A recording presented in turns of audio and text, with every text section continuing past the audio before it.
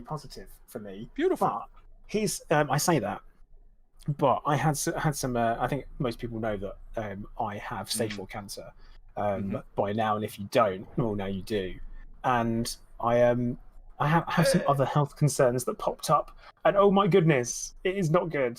So, I found out I've got gallstones and kidney stones at the same time. Oh, so for goodness sakes! I am looking forward to that. So that's one of the reasons why I ended up in hospital those few times.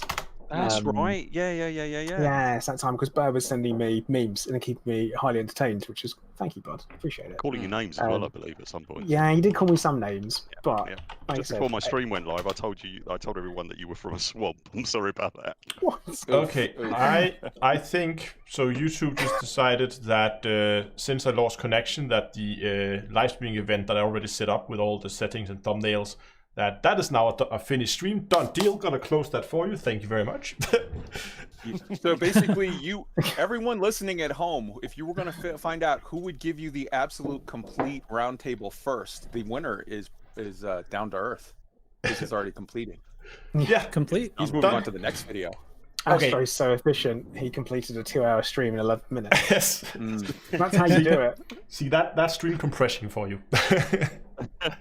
So you ready to take this back over, Astro? Yes, I think I'm ready. It looks like I will. At least I'm getting confirmation from YouTube now. People saying in chat that we are live there, and I think Twitch is running too. So I think we're good now.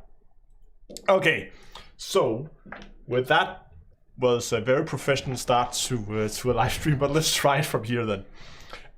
Yes, so the plan today is we have a lot of lovely people, and we'll be introducing you guys. So you can introduce yourself here in just a second.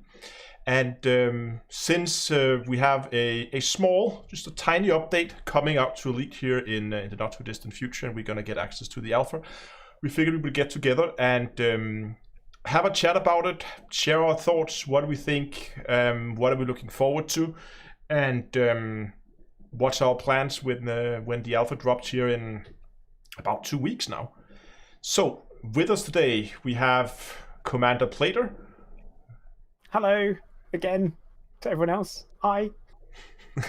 And from the Burr Pit we have Commander Burr. Hello everyone. And I can see Reenie's in chat but not talking today. Yes, no? She is, yeah. She's sat right next to me. She's handling chat for me, and yeah. Okay, great. And we have sure I don't say anything. We have Elite Week here today with Kai Sen and Tweaked. Hello, beautiful people. Say hi, Tweaked. Hello, everybody. How's everybody doing today? Great. And we have with JN Tracks from Loose Group. Hello. Thanks for having me. Very welcome. And then, of course, I'm here as well from Down to Earth Astronomy. So let's dive into it, and let's get started with with one of the first topics I think would be fun to talk about. I love game mechanics personally, so I thought it'd be fun to dive into the small amount of information we got regarding shield mechanics. We saw, of course, in the gameplay trailer. We're not going to go into too much detail with it. I mean, we've all covered this extensively, and I think between us we probably have, I don't know, 10, 20, 50 times the length of the video and content. So this has been very well covered. But I still think it'd be fun to go in and talk about some of the shield mechanics that we saw in the game, and what's your thoughts on it. And I'll start with some of the things that I noticed. First of all, I of course noticed that they didn't keep shields online at all times in the same manner as you do with ships. It seemed to be a thing you're toggling a little bit like you would toggle silent running or toggle FA off. That is something that you put up when needed, and then take down when you don't need it again. I also noticed that the recharge time for the shields seems to be very much quicker than what we have on ships, looking like a full recharge in a few seconds when you're out of combat. Is that the same thing you guys saw, or did I miss anything that you found? Yeah, I think we saw that as well. Actually, yeah. I'm interested to know how the flicking your shield on and off works, and how easily accessible on the keyboard I suppose that's going to be. And I guess it depends where you set it, but yeah, it wasn't a concern as such, but it was sort of like, oh right, okay, I'm going to be doing that. The only thing I was going to say, completely unrelated to what you just said, but the only thing I was going to say about the shield mechanic was I really wasn't crazy about the blue effect. It wasn't very. I'd kind of expected it to be a bit more subtle, but I guess there's still time for that to get tweaked. That's a sub. No You offense, think Tweet. it's a stealth thing? None taken. Yes. The shield is going to be great. Actually, I think that's going to play into a lot of strategy with how we handle our shields and the length of the missions and everything, toggling them on and off as we do, like you said, stealth mode, FA on and off, things like that. So I think that's going to add a different aspect to gameplay. I very much like the concept of shield toggle on and off, and using that as sort of a resource management sort of aspect of the game for combat of your battery. I was trying to, and it was just impossibly hard to tell with the Michael Bay edit version of that footage they put out, where it was just like smash cut, 2 seconds, 2 seconds, 2 seconds. But what I was trying to do, and what I'm very excited to see on March 29th is, like, what are the battery rates for that? Like, when you toggle your shield on and off, is there like an immediate sort of 1% hit on engage, or when, as Astro pointed out, they seem to recharge your shields quickly? Like, what is the currency of exchange for battery life to shield replenishment? Because, like, if you noticed in the little super secret squirrel ninja video they released, where they got to the place, the character that was being played by Zach, when he used the door overload machine, that used up like 48% of his total battery life. Like that used a massive amount of battery. So if you go back and look at it, he literally jumps from being in the like 80 to 90% range to being in the like 40% range. I'm very interested to see, like, what is the interplay between the amount of battery per like reload of your shields and whatnot. So what I'm thinking Also, of, sorry, I was just going to say something we need to remember as well is that what we saw footage-wise was from separate takes as well. Oh yeah. So that's a real big thing to remember. Is I think I know I had quite a few comments mentioning that, oh, why are things so jumpy around, or, you know, I can't believe they had to change the angle or do this, or, you know, use multiple takes in order to get a coherent video. It's like, that is how making a video works. oh yeah, I can. Sorry, mate. Go on. I was going to say, Marvel movies, continuity is all over the place. Just remember that. You know, and that's a, you know, multi-billion dollar company. They still get things wrong. You know, we need to always keep that in mind. All I was going to say was, it might be a little known fact, but Rini and I actually made a first-person shooter and got it onto Steam and got it through the Steam process a few years back. It's what we did before we did this, and it was the first thing. It was really funny watching that gameplay video. The first thing, both of us kind of looked at each other and went, "Oh, okay, they've done what we used to do." So whenever we were making promotional videos or trying to show off how gameplay was going to work, there would be lots of edits all over the place. It would look like it was a seamless scene, but in actual fact it wasn't. And also the other thing we used to do, because it's completely impractical otherwise, is turn the AI down so that it's dumb as a fence post, because you just can't get anything done. Like in some of the shots we did, it looked like we were under intense fire, but in actual fact, if you run up to the AI, literally they couldn't hit a barn door. They'd literally be shooting all around you, and it was literally the only way you could get through it, because otherwise you'd end up, you know, but full of holes.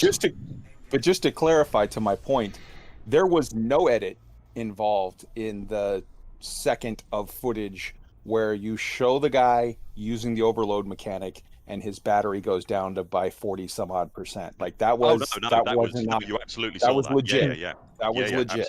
Absolutely. I'm guessing that ties into the jetpack as well. I'm guessing you've got like a pool of power that powers your jetpack, and that looked like an electric car charger, by the way, that thing he was using.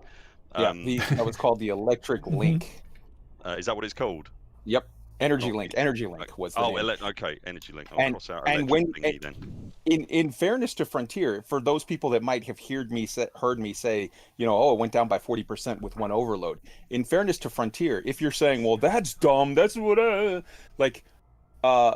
when he first pulled the weapon, a second before he used it, it was in siphon mode, which I think is very clearly indicative of, yes, there's ways you can expend massive amounts of your battery to do a thing, but there's also a mechanism where you can replenish that currency. So that's just what a we thing figured, that is still to be shown. So just don't hop to the conclusion that because it costs half your battery to open a door that this is stupid and broken. It just means that you're going to have to figure out ways to expend energy and then replenish energy. All in it's a loop. So what I've been... well, it's good that it has a cost, right? Absolutely. Yeah, Because absolutely. there's a Completely, cost to taking that course of action. Yeah. But the point that I was drawing was when Astro was saying, "Oh, it looks like your shields recharge quick." Yes, it's so in everything, like in gameplay with the ship, when your shields recharge, the currency that you're expending is time. It costs you time, and you're taking hits, and that's a danger. In this, it's not, the currency clearly isn't time, the currency is battery life, and that's the thing that I'm very interested to see how it plays out when we get a hold of it on March 29th. Absolutely. Yeah. I've been thinking because when you then deplete energy, do you then deplete energy only when the shield is recharging, much in the same way as shields works on ships, where if the shield is at full strength, it's just like a pull that's charged up and ready, and only when you do the recharge, then it drains your battery? Or is it a constant drain when the shield is active? I think it's probably every moment that you have the shield on, it's costing you some of that energy currency. And then maybe I some imagine. extra doing a recharge or something like that. Otherwise, there would be, because Frontier has told us explicitly that you don't want to have your shields on all the time. That's a waste of your resources. If it was the case that when Right. you're at full charge shield, True. you expend no energy, then there would be no purpose to not have full charge at all times. Besides the stealth implications, Yeah, you would imagine that if you run because you glow. if you run with shields, it will be easier to detect since you have a huge some kind of assuming. EM field around you. Assuming that blue glow we saw around all the NPCs and everything, and I assume is going to be around us, is not, assuming that it's there when the alpha drops. Hopefully, I'm personally hoping they dial that down. I agree with you, Burr. That blue was just You just look like a big suboptimal. Smurf, didn't you? yeah, Suboptimal. right. It looked like Smurfs running around. It took away from the immersion. It didn't look real. With the shields, wasn't it only whilst they were being fired upon that they were there? Nope. It was I think when they it's kicked the them on giant once because the alarm everyone went was live. being fired out all the time. So It was clearly when the shield was on, because you see at one point, so Zach's character that was wearing the engineering suit that went inside and took out the core was wearing the shield for much less of the time than Bruce's character. Right.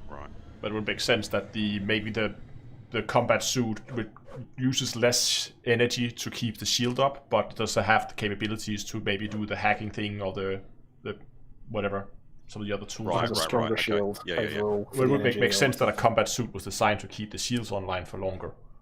Yeah, do you but think just they- for So I was going to say do you think they've transposed over the sort of energy management side from the ship gameplay as well, so that you can shunt power around depending on where you want it to go, or do we not think you there's mean not pip enough? management? Yeah, there you go. Yeah. I don't think so. I think- don't know. I think it's going to be resources. Yep. I don't think it's pip management. I think they've replaced the loop of pip management with the mechanic of, shields on, shields off, jump pack used, jump pack not used. Okay. Yeah. Yeah. Power budget. It'd be too much to. I suppose first-person combat's too frenetic normally, isn't it? So it'd be too much to manage, Well, I guess. The other thing is that with even as edited as it was, the gameplay footage that they showed us, we at no time saw in the bottom left-hand corner or anywhere else on the screen any sort of pip management, any movement of anything. Very true. Yeah. What's your guys' thoughts on, like, how does the transition go from no shield to shield? Like, from when I say I want shield and I then press a button somewhere that says shields on, do you think it's just going to be shields on like that at full strength? Or are they going to come on, then begin a recharge? I'm just thinking if you could if it would be like you can toggle your shields on, they would just be on during the fight, or if you really want a micromanagement, you could see and say, oh, now somebody's shooting at me, I'm going to be really quick and I'm going to press the button, and then it just pops up, blocks, and then you take it down again. It's a more risky tactic, but it's that transition. I believe. I would imagine. Oh, go ahead. Oh, I would just say I would imagine it would be like it would occupy some of your power budget, or something to that effect, right? Like you're carrying a battery with you. You have like 100% power, and your shield, when you turn it on, is going to consume a certain amount per second. But then there has to be some kind of damage mechanic, right? Or you're not invincible. So I feel like it's one of two ways. Like either the shield consumes 30% of your total power when you turn it on, and then depletes over time until it's to nothing, and there's no recharge. But you guys said you saw a quick recharge, so maybe you can turn that aspect on and off or something. But boy, that becomes tough. Like, how much do I use power when I get shot more than when I just have it on normally? I would have to, right? Or there'd be no. Yeah, exactly.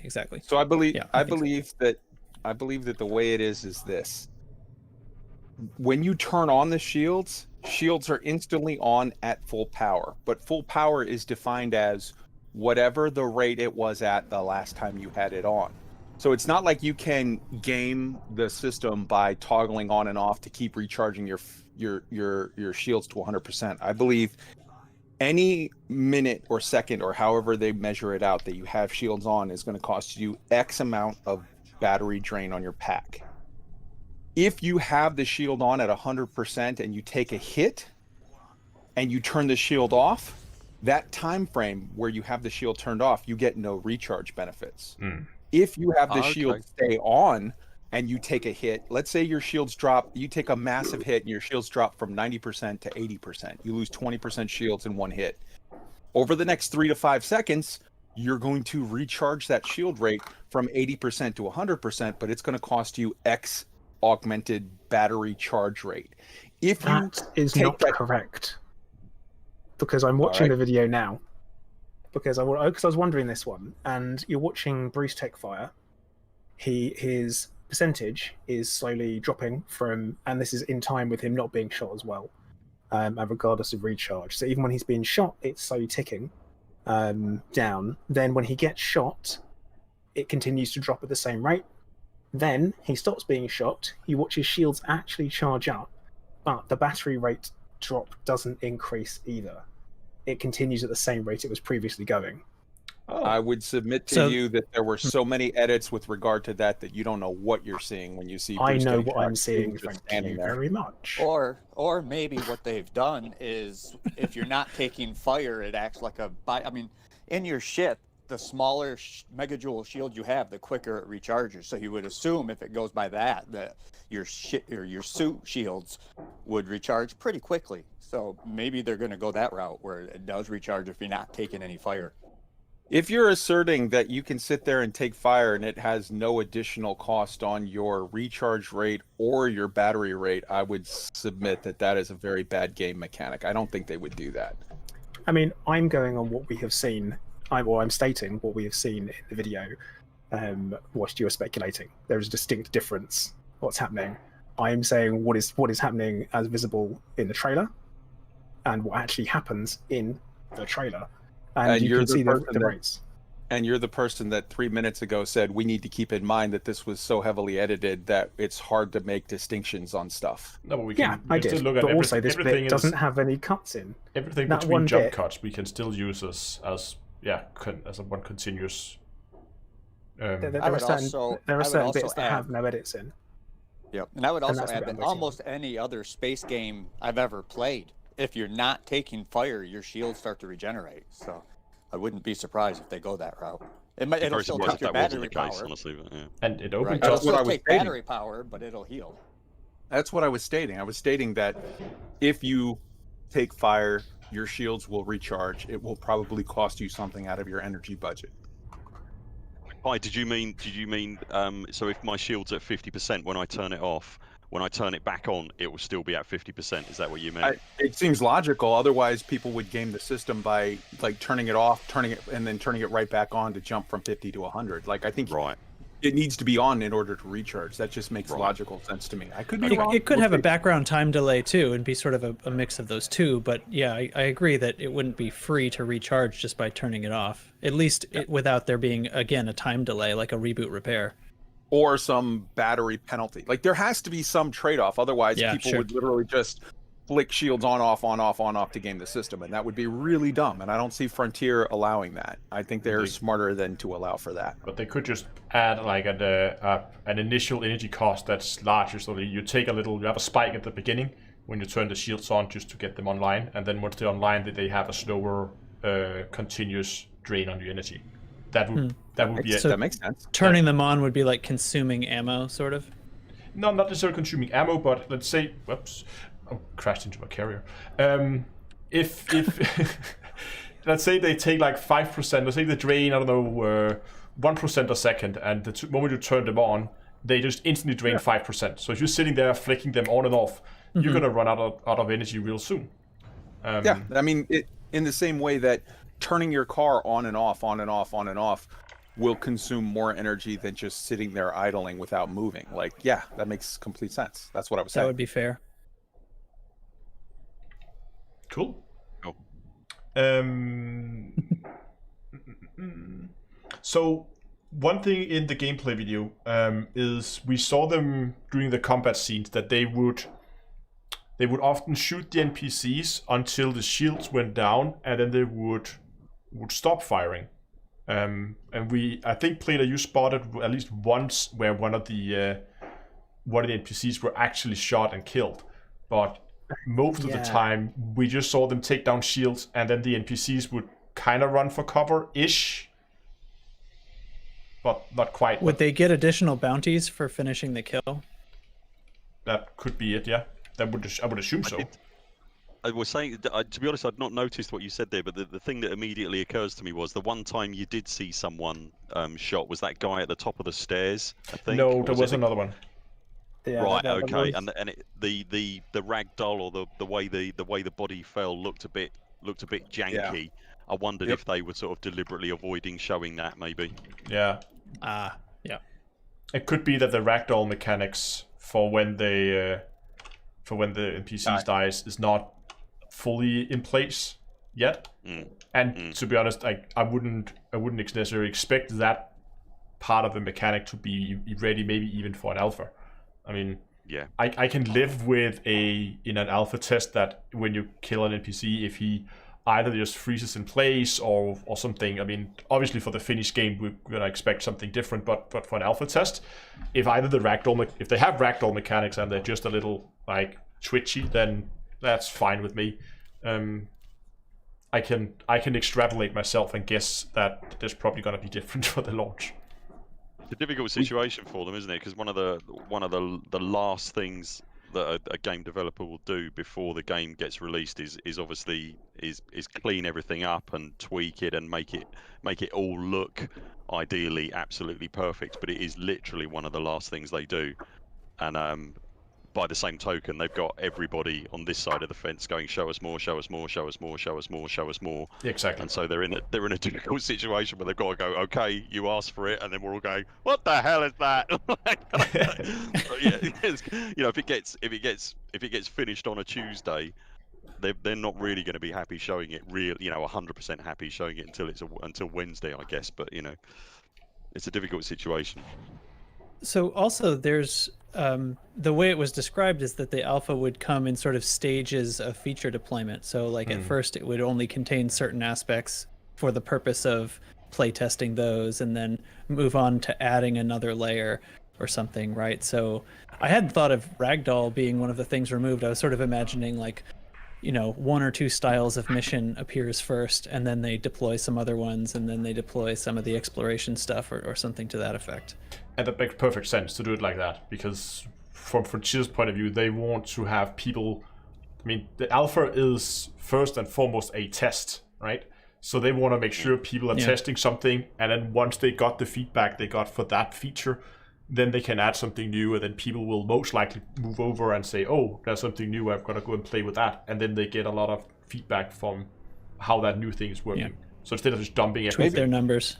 Exactly. Maybe maybe I'm massively in the minority, but I gotta say I don't care about the ragdoll whatever. Like, No, I don't think so. I very much care about the mechanics of how they work stuff. I very much care about getting game loops right. I very much care about a lot of things. But if they come to full release and what we see is movement is good, cover is good, AI is good, taking, cover fire and how they use troop tactics and whatnot is good.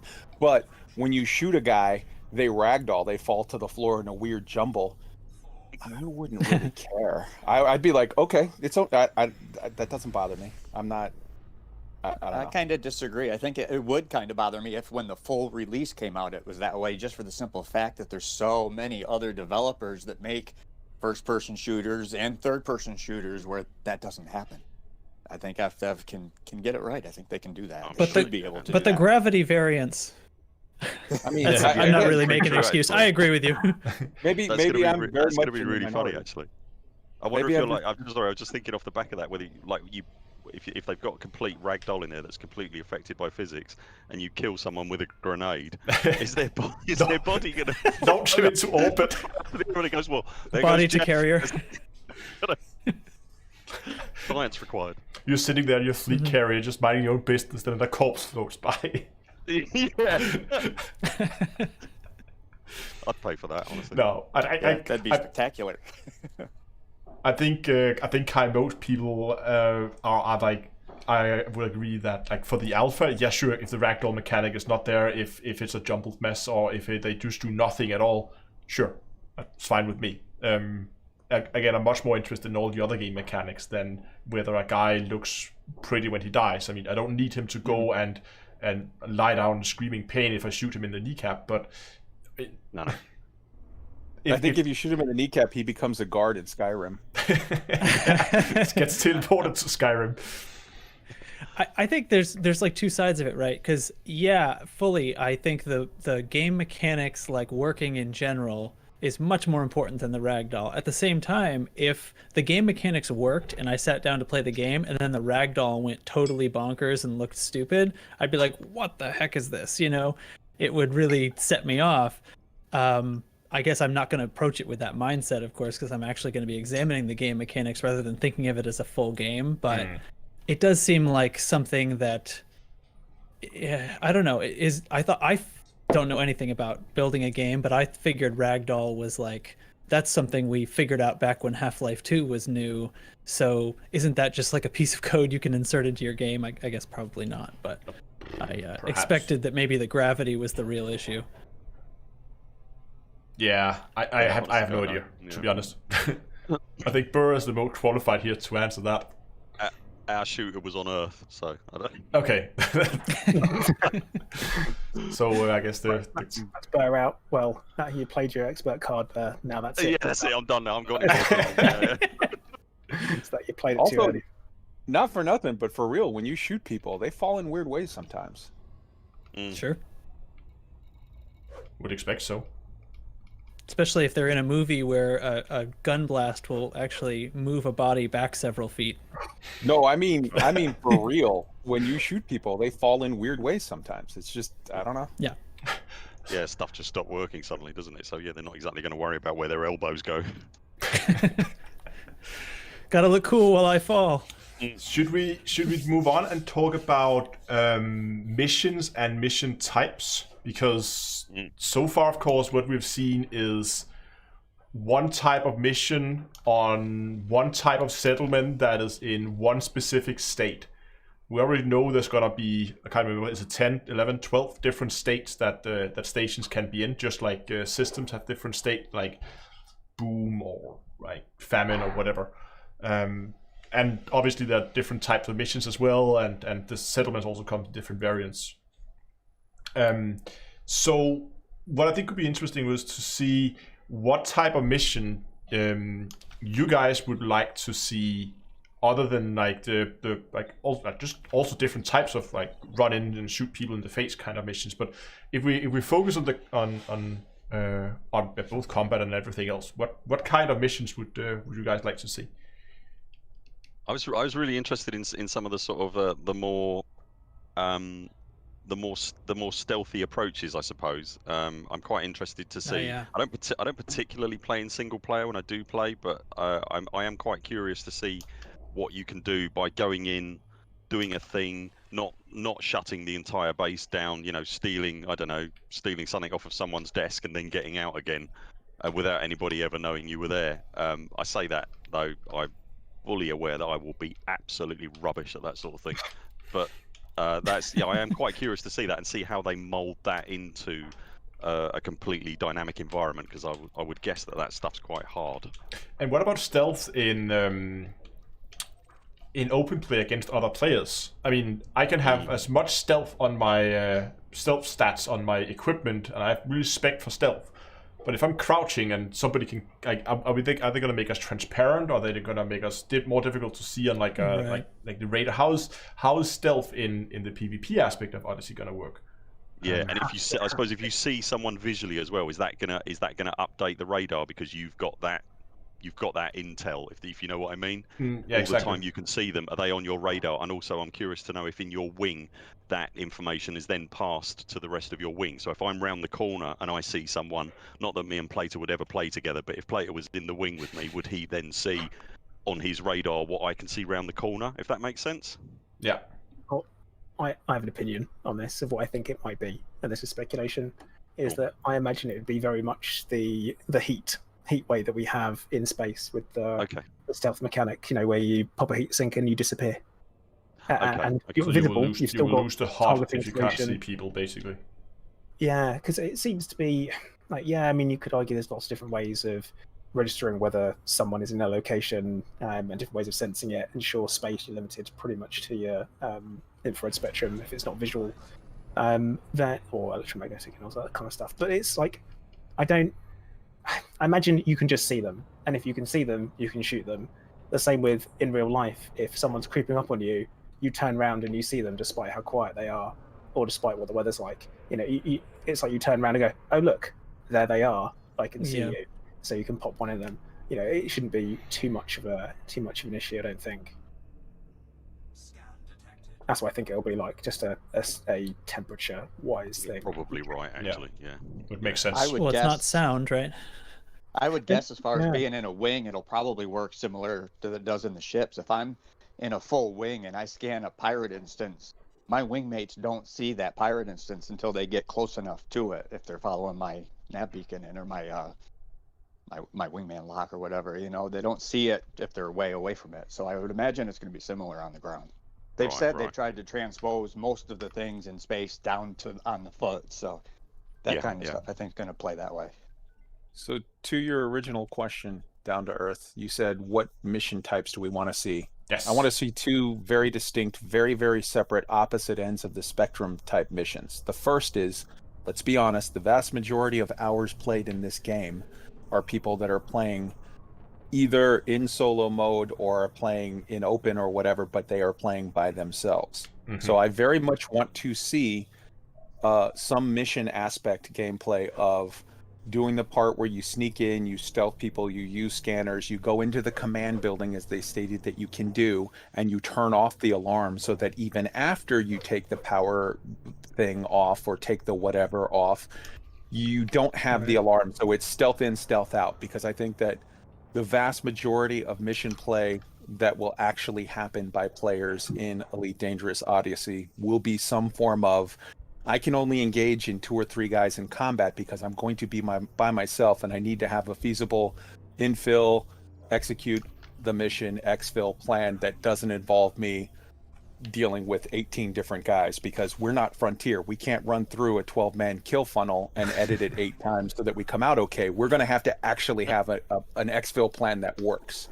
And so exfil that would be get out of the area again without exfil means exfiltration. Okay, got it. Yeah. So prevent detection to begin with. Yeah, that sounds like more fun to me too. Yeah. So I think that's going to be necessary for people for a lot, because again, you know, let's be honest, how much percentage do we think Elite Dangerous players play in 3-man groups doing stuff versus how many really raw hours are people going in to do when you're doing missions? How often are you doing it in a wing as opposed to how often are you? And keep in mind, we're all streamers with our own sort of groups that it's easier for us to fill in than it is for some dude who's coming home and has an hour and a half to play because his wife told him dinner's ready at whatever and I need you for blah blah. That guy's gonna load in, get a mission, and most of those guys play by themselves for the most part.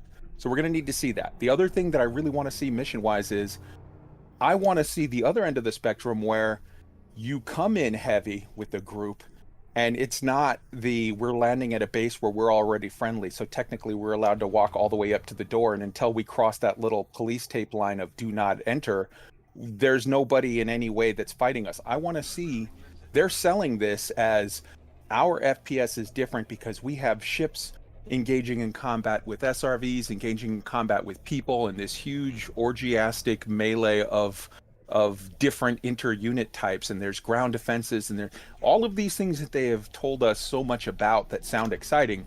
We have seen 0 seconds of it in action. So I want to see, what does it look like when you assault a base where your ship is shooting at people and you're doing a hot drop and there are SRVs shooting back and there are air defenses and you have to I want to see that side too. So you want to see somewhere where they like drop off an SRV 5 kilometers outside the base, and it drives in, and it or somebody sneaks in the base. They take down the defenses or something to disable it somehow, and then once they disable, they call in the dropship that comes in and it drops off like 3 of their friends that just goes in all guns blazing and kicks in the front door, kind of deal. I mean, let's be clear. Frontier said very clearly. That is our vision, sphere of combat. That is what separates us from other FPS. That with Call of Duty or this, that, and the other, they might have more advanced this or more advanced that because they're a game that's dedicated to just that, and that's completely fair. But Frontier said, what we bring to the table, how we differentiate ourselves from other FPS is the highly interconnected different unit type combats that will all be playing out in what they deemed, quote, the sphere of combat. I would like to see that. Yeah, makes sense. Yeah. I wrote down a number of different type of missions that just popped into my head when I was writing the show notes. Like stuff like sneak into the base and not necessarily like blow everything up, but just sneak in, steal a thing, and then sneak out again with thing, and then go back to base, hand in thing, get money, kind of thing. And of course also it's assassination missions, so go in, kill one target, get out. If you do it without getting spotted, perfect. Maybe even have like tiers of like completion goals. So like, yeah, you can go in gun blazing, but if you do it without getting spotted, then you get a bonus or something like that. But also non-combat missions I think could be really fun. See stuff like go into a disabled base and it's like, hey, we have this power core, can you go to that base and install the power core? And then I don't know, there could be some kind of mini game around that, like how do you get the power core online and get it installed properly without the whole thing blowing up in your face. Stuff like that. I think that is on their list, right? That would be the restore power type mission, Yeah, and the hazards are whatever opposing force, scavers or something. Not just that, they said in the thing where they were talking about it briefly, they said it might be that when you restore power, because systems have failed or whatever, like 3 or 4 fires pop up around the base and you have to deal with that somehow. So like that's cool. Yeah. I'm This might be wondering a if we'll subtle see- Oh, go ahead. this might be a subtle distinction, but a combat type mission where someone else has assaulted the base and we're actually like coming in as reinforcements could be fun. You'd be in the thick of it already, and it would be like, you know, drop in and try to assist the base in repelling pirates or something. That's probably very similar to some to the assault missions, or you arrive before the assault, like, hey, we know these guys are about to assault this base, we got some intel somewhere. Like, go in, get ready, get yourself in a good position, and then just NPCs come driving up and it's your job to keep them out of the base. A survival game. Basically, it's going to be tower defense. Yeah. I very much want to see that. And I want to see that for a couple of reasons. One, I think it'll be a lot of fun, but two, and this goes into that blue shield on all the NPCs, are the bad guys going to look different? If we see raiders, are they going to look different than guards and stuff like that? I'm curious as to that. They should Different do. UI. They're just BGS reliant. So yeah, well, the you imagine uniform should be different, yeah, but can you see the uniforms through the blue shields? couldn't on that video, that's for sure. Very true, actually. Yeah. We're keeping our feet with But spiky not shoulder combat pads. related. I'm wondering if we're not going to get like the equivalent of passenger missions. If I go to a planetary port and go to the passenger lounge, is somebody going to want me to take them in an SRV to a point of interest on the planet somewhere as a way to get us to Are explore you the looking to ground a little walk bit? around the lounge, just sort of touting for business? Is that like what you want? Anybody want to go to Sirius?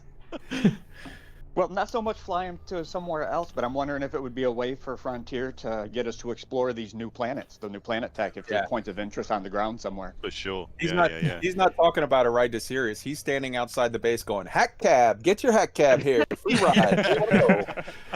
You can now be a space bus driver. Yeah. Yeah. So you're looking for passage to Alderaan. Yeah. So the point that you made, Trax, is an interesting one. I forget what it might have been. Dark Age of Camelot or WoW or something.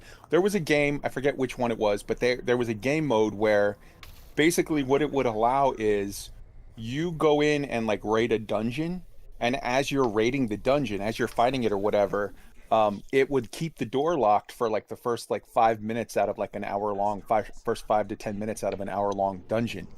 After that, at some point, it would open up the door behind you, and a different group of the opponent faction could come in. And then it was this weird race where you had to either A, charge forward and try to kill the mob so that you could complete the base and exit before you were caught up to, or B, sort of turn around and face the PvP threat of the alternate team. And like they were allowed to bring in less people. There was weird mechanics that balanced it out. And I find what you're talking about really intriguing. Of how cool would it be if there was, you know, a 4-man mission, a wing mission to go assault the base, but then after you started it, it would give out like a 1-man mission to defend the base, with the idea that you might just be 1 man, but you're augmenting the PvE, the NPC army, so that it makes for weird, neat mixing of PvP and PvE play. That might be crazy, overly ambitious, and a pipe dream, but it could be cool. And when you mentioned that, I thought, oh, that's exciting. Yeah. In a sense, it's not that much different from a conflict zone that we have now, where there's, you know, you can PvP in them, but by default, you're augmenting an NPC reaction scenario. So if we just add players to a scenario that would essentially play out on its own, then we're kind of doing that. I mean, without some of the detail, I guess. I think FDev have said that's going to be a possibility through Frontline Solutions. They said that would be something that you could then go take part in. Okay. Said that's right. Frontline Solution being the in-game taxi service, right? No, that's the CQC on ground. CQC. Oh, the CQC on ground. Yeah, okay. the taxi service is Interstellar something, right? Apex. Yeah, Apex Interstellar. Interstellar, thank you. I think they haven't explicitly stated it, but the devs did explicitly state that there is CQC on foot, Art, early on, and they did state that just recently, Frontline Solutions will be a way that you can engage in massive battles. I suspect, even though it has not been explicitly stated, that is exactly what Frontline is. Frontline is CQC on foot, and the idea is they're going to try to funnel sort of larger numbers of people into PvP engagements. No, actually, again, they haven't confirmed either way. I was really curious to hear about Frontline, because my assumption, actually, it's interesting to hear you say that. I'd not considered that. My assumption with Frontline was that it was going to be a way for on-foot only players, or anybody who wants to use it, but on-foot only players to get into the ground version of a combat zone. Here is the reason why I don't suspect that. If you go back and rewatch Dev Diary 2, when they were actually talking about Frontline Solutions, the one intriguing thing that kind of leads me to believe that is not correct that was said was, I think it was Gareth said that, or it might have been Pierce, but one of the devs said it's a way to engage in PvP that is not tied to the BGS, that it's separate from BGS. So that's why I immediately thought that's got to be CQC. Right. That's what I heard as well. Yeah. Makes sense, yeah. One other type of mission that I have not heard anything from Frontier about them doing this, but I wish they would. We've heard the PvP community forever in the current game begging for what they consider meaningful PvP, and I feel that's going to be the same on the ground. I wish they would make it so if there's a notorious player that's building up a huge bounty on his head, that they would generate missions to the rest of us to go hunt them down. Oh God. God! Wouldn't that Crime be and nice? punishment is the Vietnam of Elite Dangerous. Yeah, Quagmire will never release Yeah. any meaningful games. Some talk in the chat about trade missions has me thinking I don't see how it would work, because we move large amounts of things with spaceships. Adding an on-foot component would just make it a little more tedious, right? Or am I missing something? What do you guys think? It could just be, I mean, I'm gonna pull a reference here to Star Citizen because they have what's called box missions in there, where you go to surface base. Surface base has a number of boxes. You pick up the box, you carry the box into your ship, and then you fly to another station, and you hand in the box at a terminal box collecting vending machine kind of thing, right? So this is like a courier mission with the added thing of some of it you have to get out of the ship and You have to go pick up actually the find the thing. box. You have to find the box yourself. That is definitely one way to do it. Here's another way, Trax.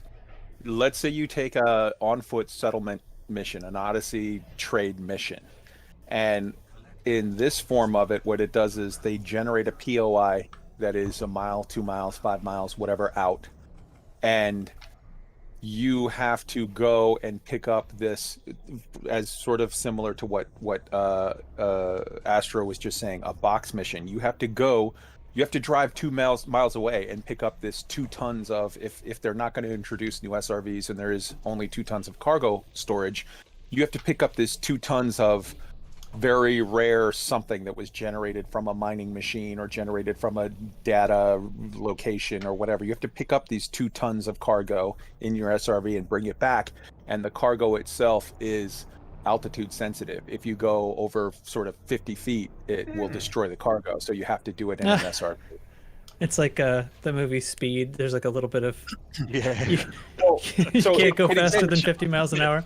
In fairness, both Astro and I are drawing references from Star Citizen. In Star Citizen, there are what you call sensitive cargo missions, so that you can pick up some things where, like Quantanium, if you mine Quantanium, you only have 14 minutes to bring it back before it explodes. Or with the Xeno mission that they just did, there were some things that you had to bring it back within a time limit. There were other boxes where if you went into Quantum, which is basically the Star Citizen version of Super Cruise, it would like destroy, it would explode.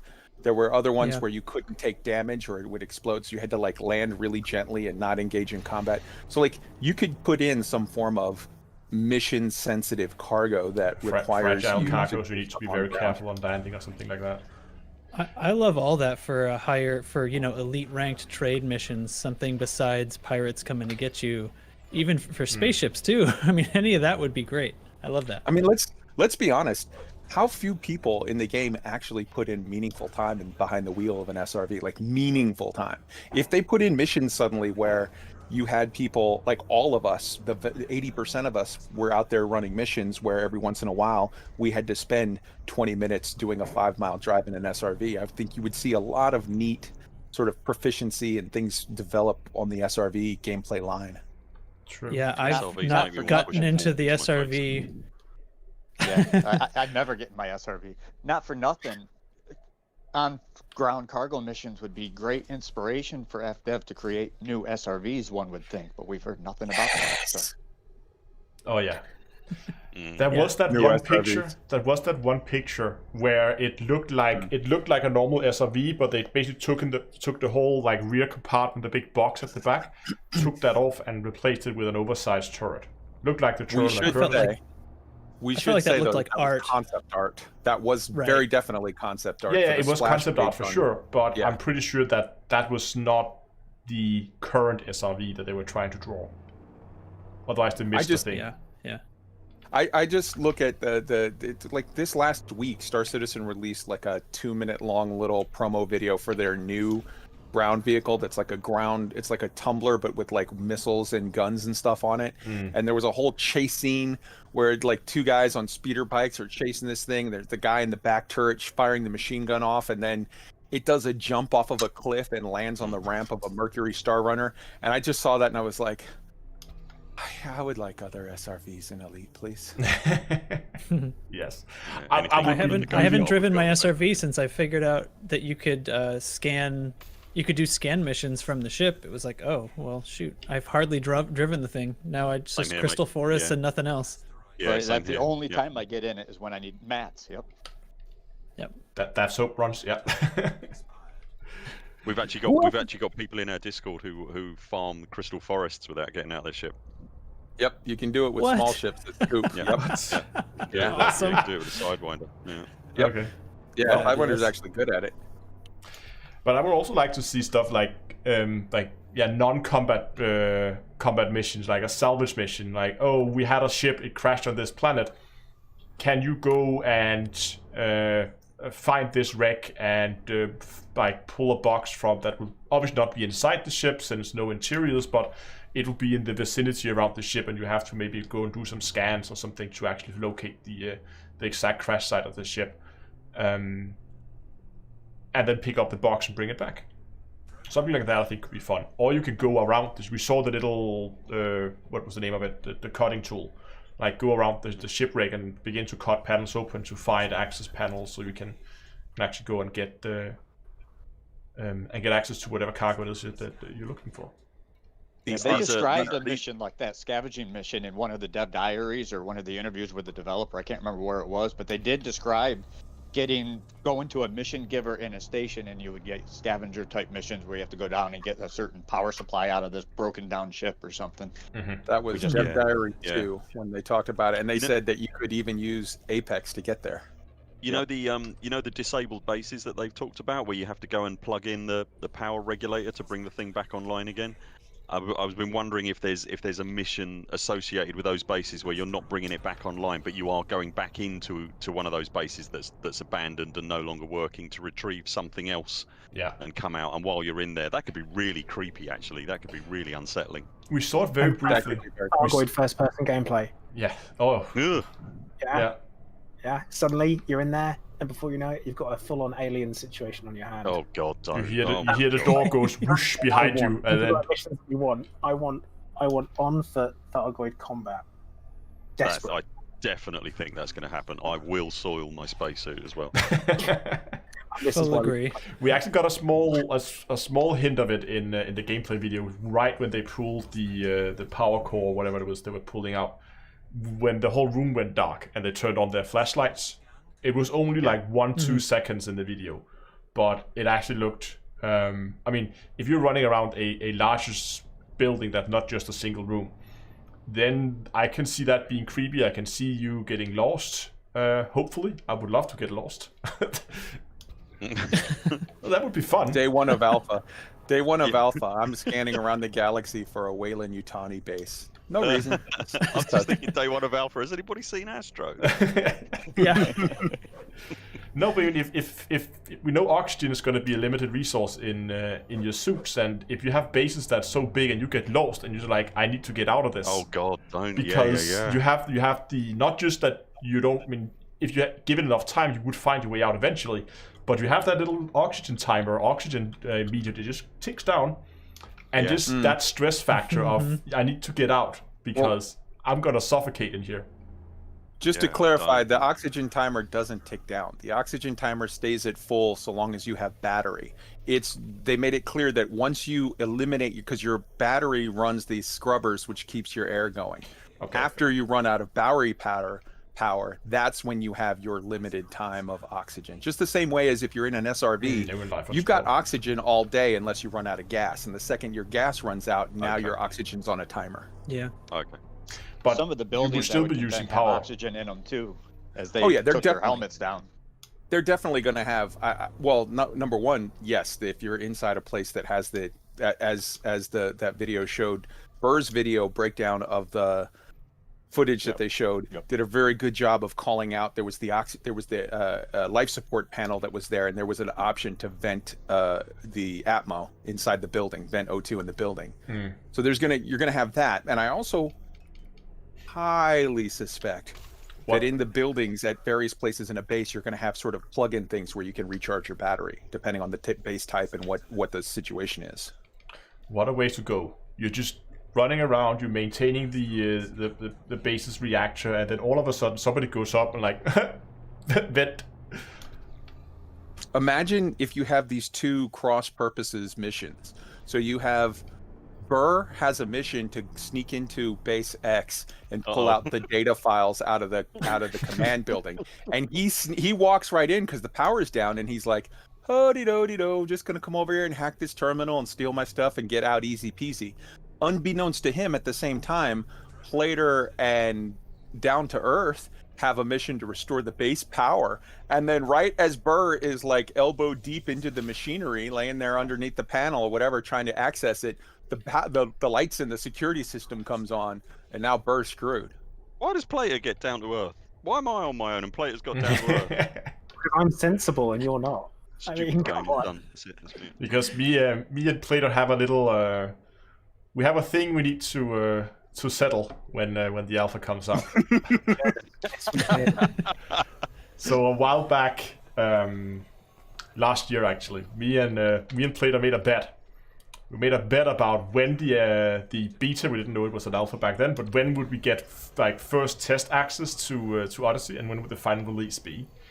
Now we don't know the final release, but I can already tell that I was way off, and Plater was less way off than I was. I wasn't that far off, actually. You were pretty close. I'll give you that. You were pretty close. And the bet was that the winner would get the honor of being the first person to shoot the other person in the face, or kill them in whatever manner they like, when we get access. So is there a queue for that somewhere that I can? So that means when Odyssey comes out, I have to fight Plater, and then we'll see what interesting ways Plater can come up with to kill me. Yeah. A million ways to die in Elite. That's what it'll be. I'm picturing Down to Earth standing there with his, like, looking dejected. Right behind him, Plater with the gun to the back of his head. Right behind Plater, Burr with the gun to the back of Plater's head. Right behind Burr, Trax with the just all the way back, just turtles all the way down. Yep.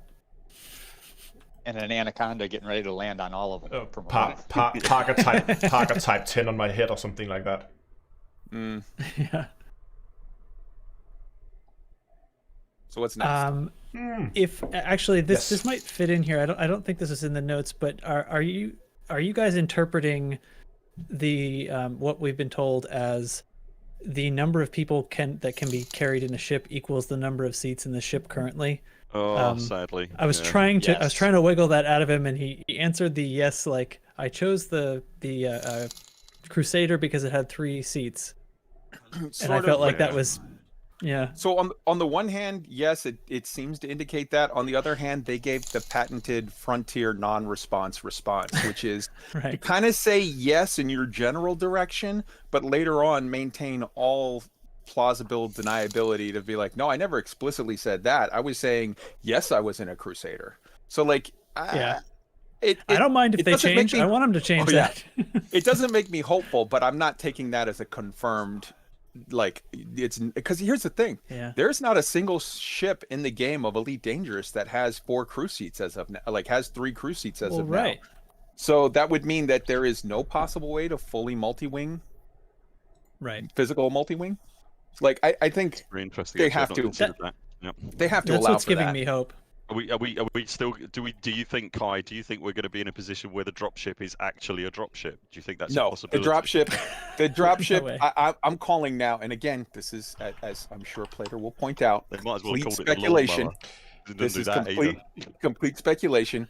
I think that the dropship is going to be a loading screen mechanism whereby, if you sign up for Frontline Solutions or a CQC on foot or whatever, there's going to be a mechanism where you and up to 10, 20, whatever, however many they can get to instance work, depending on if instancing is better, you're going to be in in the back of like a a C-130, and it's going to be like, okay guys, you ready? 20 seconds, 10 seconds, drop, and the little ramp's going to open and you run down. It's a loading screen in disguise, I think. That's actually worse thing, because then we'll be seeing dropships do the dropship thing, but we can't actually do the dropship thing ourselves.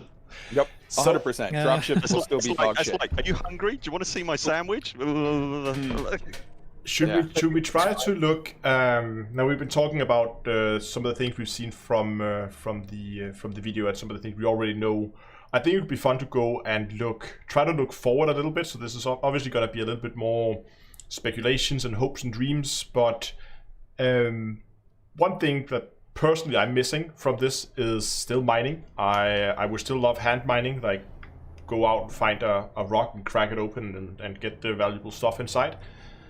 But do you guys think we're gonna get additional content updates later, just as we did with Horizon and the Beyond series, or do you think it's gonna be this is what you get, done deal, next update? I mean, obviously there will be like bug fix patches and that kind of stuff, but do you think we'll see massive content release patches down the line? Have they said anything about that? I can't even remember. I don't think they've specifically said that. I can't believe that isn't what they're going to do. I don't want to believe that isn't what they're going to do, shall we say. And then the obvious question is then almost hinted towards it when she talked about almost future-proofing her new machine, and obviously there's no such thing as future-proofing, but she talked about her new planetary tech being able to handle water worlds and Earth-like worlds in the future and stuff like that. So it sounds like there's a plan for things coming, a roadmap. So the question is then, what do you think is going to be in a content update? They have explicitly stated on multiple occasions, X mechanism or X item or X thing will not be in Odyssey, at initial launch. So that there very clearly indicates to me that they have plans for some future drops at some point, undefined whatever. Now, getting to the root of your initial thought, I 100% agree with you, Astro. As again, we're both Star Citizen players. I love the aspects of mining on foot and mining in an SRV, which they call our ROC, a rock in Star Citizen. And I think that is a huge miss that they didn't include it in Odyssey even at launch. That's a very cool gameplay loop where you can spend tons and tons of time, and I just really wish it would have been there. Will it be added later? Man, I hope so. If you look at the big three that are always compared to each other, Star Citizen, Elite Dangerous, and No Man's Sky, 2 of those 3 have mining on foot and on planet side and whatever, and then the other one is Elite Dangerous. I hope that they add it, but I'm not holding my breath. I really hope for it as well. I think that's the one gameplay loop that we so far know is not going to be there, that I'm really looking forward to. Yeah, I'd like to see that as well, actually. Yeah. I think, honestly, ship interiors is going to be one of the future things that everybody's been begging for and that eventually we're going to get. And I hope that once we do get that, we'll be able to get bounty missions to go get, and instead of an assassination mission, you go get this guy alive and take him somewhere, throw him in the cargo hold, throw him in the cell, and carry him somewhere. I'm not like the only person that has no interest in interiors. Apparently. I'm not interested in interiors for the sake of interiors, but as long as there's something compelling going on in there, and I'm not terribly interested in seeing the entire ship either. If you've got like just selected rooms, and I can go to the engine room and repair the thing, or I don't know. Do you know what I mean? I'm kind of interested in that aspect. Yeah. If you gave me the entire Anaconda, I'd be bored. Where you have like the things to do is what we're interested in. I always think that the interiors, because I mean, there's a lot of talk around the exiting the ship and stuff. I know that's on our list of stuff to talk about, but I just feel like no, I've spent over 4 years stuck in the ship. I've been stuck in the ship for 4 years. I just want to get out. Let me ask you, Plater. Oh, go ahead. Everyone talks about I want to walk around my ship. Everyone just says walk around, and it's like everyone's like walk around, not I want internal ship gameplay. Everyone just says walk around. And I get really worried about this. I'm like, let me ask you, Plater, do you play Star Citizen at all? I have it. I've bought into it. I have played it. I think it's totally unplayable at the moment still, and not enjoyable for me. My opinion. Do you not though? Do you not like? Because for me, when I'm running around inside of a Caterpillar or inside of with the aspects of like backing your SRV manually onto a Cuddy Black and how tight it is, and then moving around and accessing the panel on the back of the ROC to take out cargo, and all of sort of that aspect of it. Yes, I 100% agree with you. I want meaningful gameplay inside of the ship. I want to see a science station where you could do your exobiology research. I want to see something to do with, mining stuff or trade stuff where you can maximize things. I want to see engineering. I want to see gameplay loops in there. But even just the limited amount that they have in Star Citizen now of dealing with the logistics of backing a vehicle onto your ship and how you move stuff around and how you access stuff, I find that to be very entertaining. I have to agree that the aspect of like when you're gonna go rock mining or like mining from an SRV in a car in Star Citizen, you can look and say, oh, this ship is on paper is super good at it. It has a ramp and it's fast and it's maneuverable. But then you get it out and you realize that the ramp at the cargo bay is so narrow that while the rock does fit, it's just such a tight squeeze every time you get it in that it's just not an enjoyable experience. So you always end up having that, what is the actual physical like layout of the ship? How long of a trip do you have from cockpit chair to the hangar where the your car is stored, so you don't have to go through 15 doors in order to get there, because that's annoying too. So there's so many things where there's not necessarily gameplay, but it adds a lot to the game still. So I can kind of see it. It adds a lot of immersion to it, and it actually works. If I hadn't tried it, I would say, nah, it's not gonna work. But actually spending some time doing it in Star Citizen, it actually kind of works. Testify. Now, to actually say what I was going to say about it, it was that the thing is that the running around the ship gets really freaking old in Star Citizen. The getting lost in the Reclaimer, or running around in, a Connie, you're running around and it's like, yeah, cool, let's run around to look at it and go, yeah, this is cool. But then you're just going to be flying your ship most of the time or getting off of it. And it doesn't add anything at present.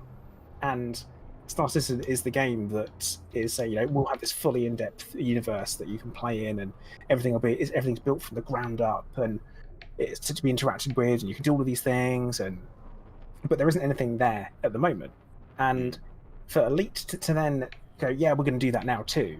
The ships have always been the star of Elite Dangerous currently. When Odyssey comes in, they've said, you are going to be the ship. Your suits are going to be like your ship. You're going to own your suit, and it's going to be, yeah, this is my suit. Do I want to have an animation every time I change suits? No. Do I necessarily need to walk from one end of my ship to the other to get out of it? And that's just added time. That there's a lot of stuff that just adds no gameplay. That would be it. So I've got to get out of my chair. I need to now go back to the back of my Corvette, get out the back, go down the stairs, and that's going to get really freaking old. Yeah, but very, very okay, so there's a balance to be found, isn't there? Because you want immersion and you want gameplay, but also you don't want to sit there and go, okay, now I'm at work. So it's kind of. I'm more interested in gameplay than. But played with that argument, there is a line, With that argument, you could also say, why do we have to fly between stations in Elite? Why can't we just go, I want to dock at that station? It goes like, and then you're docked absolutely. There. Yeah, absolutely. See, that's the right side of the line, if you know what I mean. There's like this. I think for me anyway, there's like a comfortable grey area in between where I'd be horrified if I didn't do long super cruise journeys every now and then. I love that stuff. I really do. And the same with the ship interior. I want a ship interior, but I don't want to see every single, not right out the bat anyway. I don't want to see every single nut bolt. Unlock a certain, the room's there, but the door's locked because they haven't done that bit of gameplay yet. I'm fine with that, And then when they finish, I don't know, the cleaning the bathroom mod, then they can open that door out, and then I get to clean toilets, whatever the gameplay loop is that's associated with that room, I'd be fine with that. There's no wasted resources. If you go and you kit out this interior, unless there is gameplay to support every aspect of it, why does it exist? Yeah, sure. But let's address that though. But I'm the person that gets a meal, and if it's got decorative flowers on, I'm picking that shit off. Because why is it there? You wasted time. Same way, I get a dessert, and they've put a bunch of spun sugar on top. Get that out of there. You could have just made me a better dessert in the first place. You know, it's that, and that's where But to the meat of your point, what I'm not advocating for Frontier putting massive interiors inside of ships for absolutely no purpose. I am advocating for two things. Number one, for them putting limited interiors in ships, i.e., running around in a ship. You mentioned in Star Citizen that running around in some ships is just annoying to you. I think that the smaller ships, it's much less so annoying than the larger ships. If you're running around inside of a Connie, or you're running around inside of a Carrack, where you've got like 3 rooms and then an elevator and then another room, it can get to be a little tedious on your 10th trip in the whatever. But if you do a limited form of interiors, a couple of set pieces where you could put in quote unquote player housing, a vanity thing where you have your little room and you could put your trophies and crap, people would eat that up. If you were to put in a couple of set piece rooms, and those set piece room being, you know, engineering, science, the cargo room, and your sort of your housing, your bunk room, and you have, okay, in the science room we have stuff that you can do with your exobiology data. You could do stuff, you could do this, you could do that, you could, you know, grow little mutant plants or whatever. In the cargo room, there's some meaningful gameplay loop of stuff that you can do to rearrange your cargo for more efficiency or whatever. In the engine room, there's stuff that you could do, whether it's part of the engineering gameplay loop or repair or whatever. In the personal housing room, you have your little vanity crap set up, and you can spend $10 to get of arcs to have a little dog that runs around inside the room, you know, in a little astro suit. Like there are things you can put in where it would not just be empty space. I mean, you've named a lot of stuff in there to me which is meaningless, because it's. But what I think it boils down to, me personally, I used to be in that camp where I don't need ship interiors if there's nothing to do, and I have since switched, because I think what it does is it takes my crate, instead of it being what it currently is basically my avatar, and once I have interiors, it's now my home. I think it would add that immersion. I would be very, very interested to hear from the rest of the panel on this issue, because the things that I mentioned I found very interesting, and it clearly Plater said that he found them not at all interesting. What do you guys think, Burr and Astro? There was one point I wanted to add before we do, though, is that some of the things you listed in there would create an imbalance in gameplay between Odyssey owners and non-Odyssey owners, which would be an issue, and you couldn't have that, because essentially the Odyssey gameplay will not change the in-space gameplay and the ship-to-ship combat gameplay, and that we know, because with everything's on foot. So, for example, if you talk about a science station where you could do stuff with your exobiology data, non-Odyssey players don't have access to that anyway. So how would that imbalance things for them? The engineering bit would, that you mentioned previously. It could, absolutely, as could. But let's be honest. There's a massive imbalance, or there was up until October 27th, between people that had Horizons and people that didn't, because one set had access to engineering and the other set didn't. Frontier was not at all reticent about saying, "Oops, there's going to be an imbalance between these two groups based on who has bought more content." Why would you think they would start now? The reason why is because they have rolled it into one. But because it's at this point where it's a very separate gameplay loops. It's very, very separate. They're moving away from the everything that you do affects everything. It's very much they've said the on-foot stuff can be played completely on its own, and you could ignore the ship-based stuff, or you can do the ship-based stuff and ignore the foot-based stuff. They've said that. But they allowed for that imbalance for 5 years. Yeah, they did, and that was not a good idea. So why would they fix the problem and then go back and double down on it? More importantly, none of that's coming, so it's a moot point. Yeah. It's not a moot point, because you said what would be the point of having interiors, and I said you could if you had meaningful stuff in there, and then you said that the stuff that I mentioned wasn't meaningful. So I'm still curious what Burr and Astro and Trax and Tweak think about, or would any of those things that I mentioned be meaningful to you, or do you find them to be a waste? personally, I think. Yeah, go.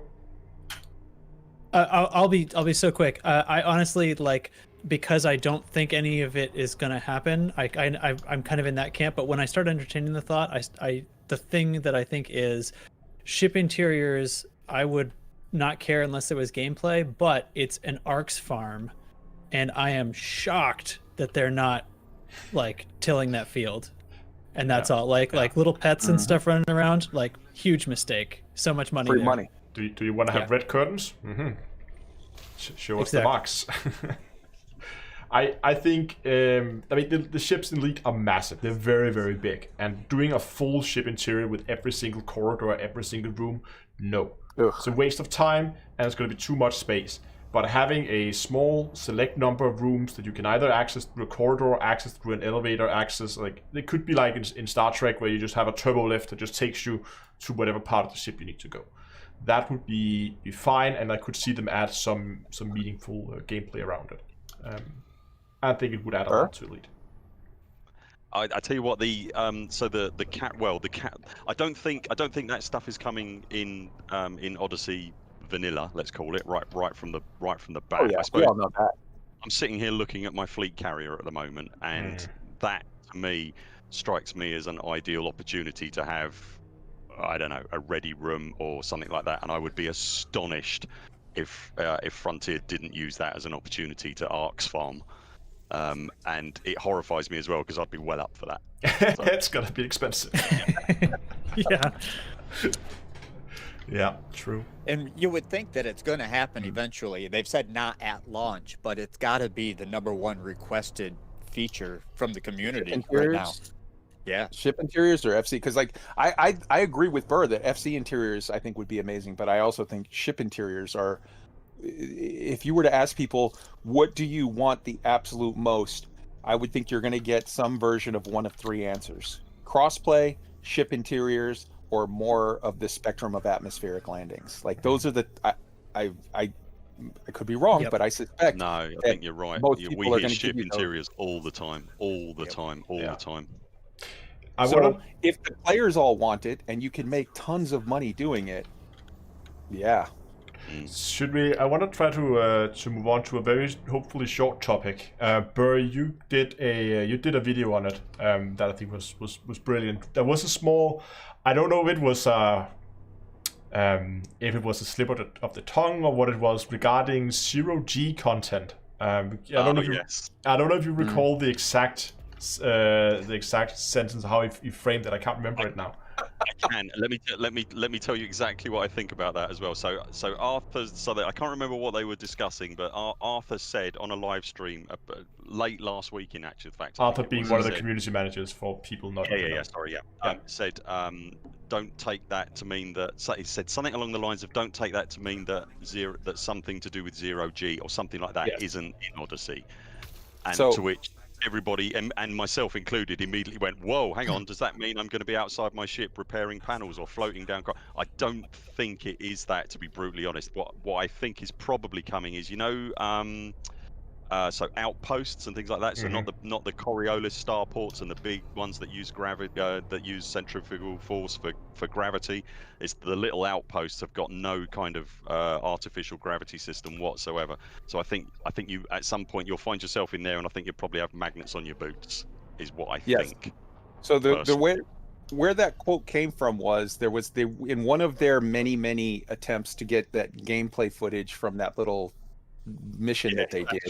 What happened was they didn't say which one, but apparently either Bruce or Zach or both died, and Art went into the dev kit and just did the handy dandy summon the other guys to within 500 feet of my location, forgetting that they weren't in a ship. So he was thinking they were going to pop up in a ship 500 meters away, and what happened is they popped up just in their suit floating in space. Which caused such a problem that they had to like crash it or whatever. They had to do a hard reset, and he was like, because there was no way for them to handle that. There was no mechanism for that. And then right after that, he said, "That's not to say there's no 0G in Odyssey." Yeah. Which a lot of people, as you just said, people jumped on it to be like, 0G content in Odyssey confirmed. He did not say that. He just said, that's not to say there isn't. That's like me saying, I'm not going to say, Trax, that I'm not going to give you $1 million. I didn't just say I'm going to give Trax $1 million. I just didn't say I'm not saying that.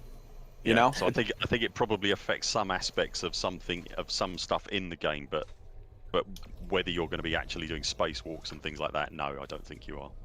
It is the standard Frontier super vague cryptic statement of you can read anything you like into this and 50 different people will take it 50 different ways and run with it. Yeah. It was an intriguing statement nonetheless. It was interesting. It for sure was. I'm not trying to belittle you for jumping on it because it made me sounds like you are, excited guys. So do you also want to bring it down a notch? No, I'm joking. Oh, you know I love you, Burr. Get over here. Sit on my lap.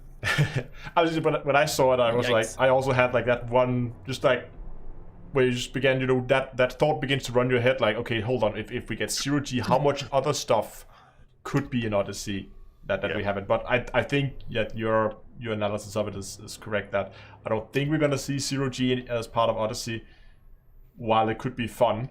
And to the point with the larger stations and their centrifugal force, the social hubs we're seeing are right at the same level as the landing pads, and you need to get out in the rings before you get any significant gravity. So they should be in what would be considered microgravity as well.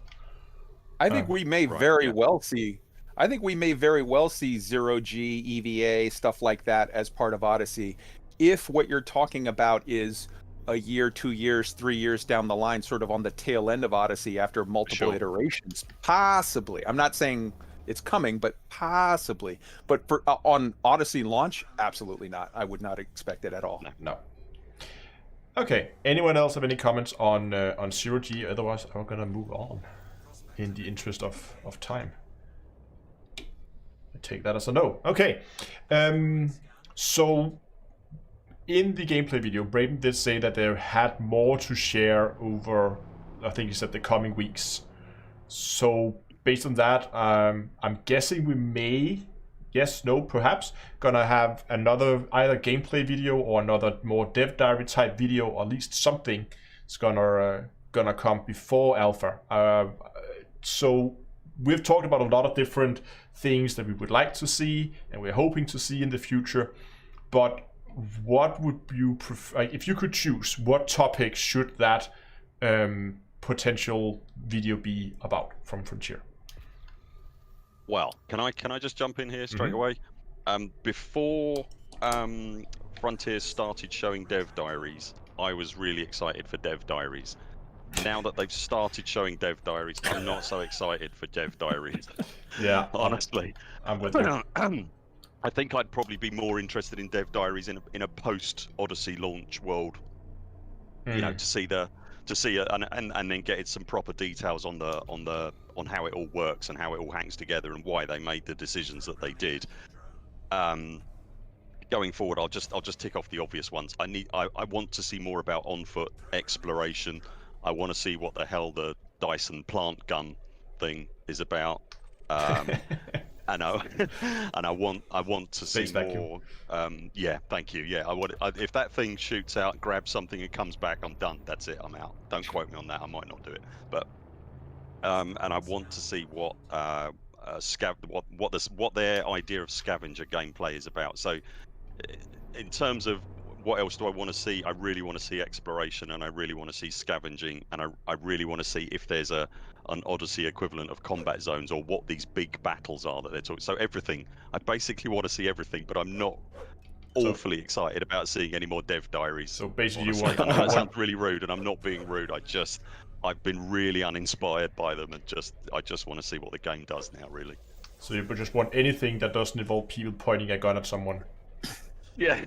Yeah, well, yeah, no, I mean, actually, the first-person shooter stuff is probably the thing that appeals to me the most. I am kind of an FPS guy of old, but you know, Elite has never been for me entirely about shooting, or entirely about exploration, or entirely about the other things that are in Elite that I can't think of right now. It's the whole kind of existing in that world. So I just need to see more mining. Thank you. I just need to see more of that. But I'm so sorry. I don't want to see any more dev diaries because they make me want to eat my own face. Jeez. Well, don't do that. I just killed the conversation. I'm No, sorry. about I was like, okay, so anybody else that wants to see anything from a potential new video? I was don't gonna wait hate and the let dev others- diaries quite that much, but yeah, anything without shooting should probably be the focus, in my opinion. Yeah, definitely. Yeah. I'm with you. I mean, I've been pretty clear with my points on the dev diary in the past that I think they're good, they're pretty, but they're not dev diaries.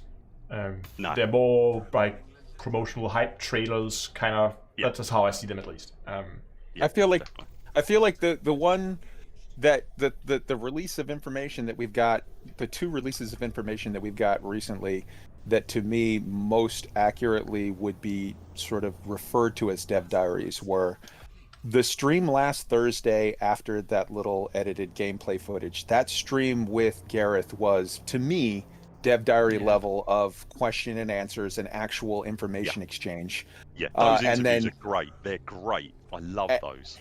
And the one a couple weeks back with Dr. K on the Planet Tech and the lighting stuff, I think that if you were to call that a dev diary, I would say accepted. That was great. Good job. The other That's stuff, what they call those discovery were promo scanners. videos. Those were promo videos. Yeah. I've got some stuff, but I wanted to wait and let other people go. Who wants to play it or tracks? Not a- Astro? No, I've set my. I was just going to So- say, I'm very much of the opinion that we need to see other aspects, because we have an awful lot of the focus on the first-person shooter stuff, and that there's lots of things that we really should be seeing, and very sequential stuff. So going from this space to ground, like we've seen nothing, we've seen no transitions. We haven't seen any. What's it going to be like dropping into an atmosphere versus what we have getting out of the ship. We know it's going to be a fade to black, but how jarring is it going to be? What's the method by which you do it? Because there's going to be an awful lot of people finding stuff out for themselves coming up. When the alpha launches, a little bit more of a this is how you leave your ship kind of thing, or this is how this looks, and kind of a this is how you pick up some missions in the social hubs. This is what the social hubs look like. There's a lot of stuff where we haven't seen any transitions and we haven't seen anything linear. It's always just snippets of this, snippets here, and I would like to see something a bit more fleshed out. Yeah, I agree with that. Yeah. Okay. So I Unleash would the like Kai. to see as. What's that? I said unleash the Kai. All right. As Plater just stated, I would like to see atmospheric entry, and also what are the flight mechanics going to be like in atmosphere? They were asked pointedly in one of their Q&A sessions or whatever, like, hey man, what are the flight characteristics or mechanics going to be like in light atmospheres? And they give an answer of, we haven't decided yet. I would very much like to see that. I want to see scavenging. I want to see hacking. I want to see the inventory system. How exactly, what does it look like, your inventory interface with your stuff when you're in FPS mode or when you're in your ship /SRV and are going into your equip mode? Here's a serious question about that. Sorry, Kai, to break your Sure. flow just a second, but a serious question about the inventory thing, although as funny as it sounds. If I kill Kai, can I loot him? Because that... So No. yes, but They said- No. yes, you can. Yes, you can. But what you can loot is limited to what is in my backpack and not what is in my suit or my weapons. Sure. Okay. When did they say that? Because they said They said that. Yeah. When? In the last week, when in the stream after they showed the mission thing, they asked Gareth, what about the stuff that you have, what if happens if you, for example, got killed while you guys were running out with that power core? What happens to your stuff when you die? And Gareth said 2 things happen when you die. Number 1, you fail the mission, so it doesn't matter what, you fail the mission. And number 2, if you have items on you, i.e.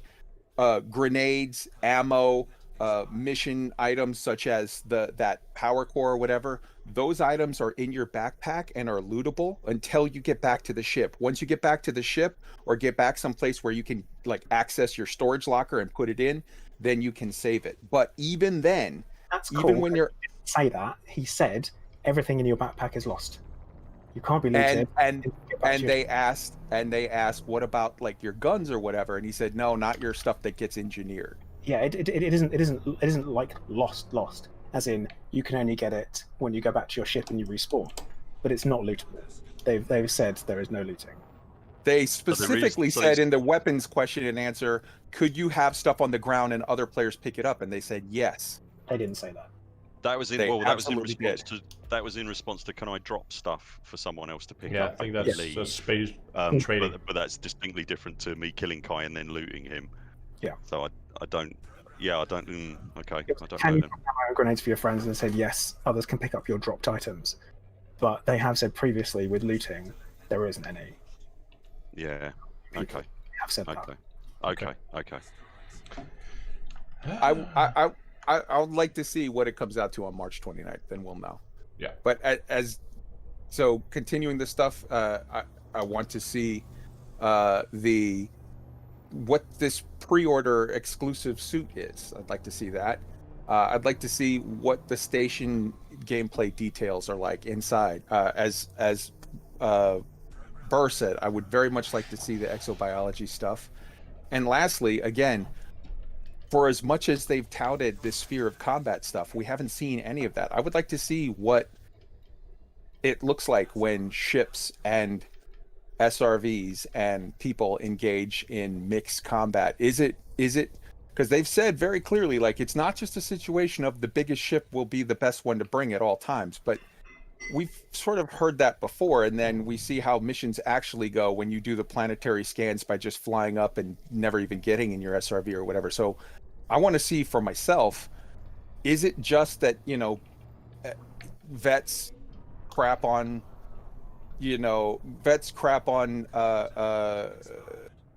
pythons, which crap on cobras, which crap on SRVs, or is there some mechanism that somehow, some way that I can't fathom makes it sort of meaningful interplay, and that it's not just biggest vehicle wins? And then lastly, for all of the talk early on in the Odyssey process of there's a significant refresh of the underlying code base, and how we were all saying, man, all of these things that they keep talking about is we're excited for new and interesting ways of people to play together and do stuff. Like, I think we all made the comments early on, something to the extent of, well, okay, the only way that this works is if they strengthen instancing, strengthen ways that we can connect with each other. And we have heard no word of that. So I'm very much Almost wondering. the opposite word. Yeah, I'm very much wondering, like, was that the wall that they hit, or are things great and they just haven't said anything, so we don't know? Or like, is that, I mean, that to me is the biggest question mark of all of this. I don't know what you guys think. I mean, we have to remember Frontier loves to. They love to do these. Not say anything. Yeah, they love to not say anything and then have a lot of surprises when things come out. They do that all the time with everything. They love to tease things, but not really reveal anything in full before it's there right in front of you. The mining and exploration did that, didn't it? When that originally came out, I think it's fair to say no one knew anything about that coming until it pretty much arrived. Yeah. Okay. So, regarding the alpha is now 2 weeks away, and we know that usually they take the snapshot. Or maybe we should just explain for the people who have not been part of a beta or alpha test for Elite Dangerous before. The way it works is often around 2 weeks before the test starts, Frontier is taking a snapshot of the live server, and that is then a completely parallel, basically a parallel universe from the one you are in on the live server. That means when the alpha starts, you're gonna be wherever you were when that snapshot was taken. You're gonna be in that ship. It's gonna have that engineering. It's gonna have that cargo that you had at that point in time.